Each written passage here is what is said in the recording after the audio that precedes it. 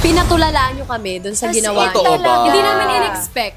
For real, ang intense nung sayaw, ang intense nung naramdaman namin Oo. habang pinapanood namin Nagulat kayo. kami. And actually, hindi kami, like, wala na kaming iniisip. Parang iniisip lang namin, paano nila magagawa yun? And grabe. Grabe yung execution Pinawaw ninyo. nyo talaga kami. Naramdaman ko yung question mark nyo nung last episode, sabi ni Alden, Argentine tango? Oo.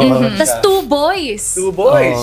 So kayo, ano yung naging reaction din ninyo personally when you found out na ito yung genre na gagawin ninyong dalawa? Ako actually, nasa isip ko talaga na paano namin ipupull off yung isang ganitong genre. Kasi ako, hindi ko pa natatry magkaroon ng partner na lalaki. Tapos, bago lang din ako sa dance sport. So, iniisip ko kung paano namin mabibenta, paano namin maipapakita or maiintindi sa tao yung ginagawa namin. So, yun yung unang pumasok sa akin.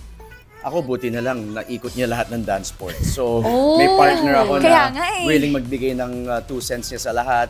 Sabi ko, Joker, guide mo ko dito kasi, sobrang frustrated Pero ako. alam mo, Wow. na-surprise kami sa'yo. Talaga? As in. Shock mo na lang Oo, ako. nag-ibang Locked tao in. ka kanina. Kasi may storytelling to yan, parang Yeah. ako yung nagko-control sa kanya, ako yung norm, yung paulit-ulit, at siya yung gustong kumawala.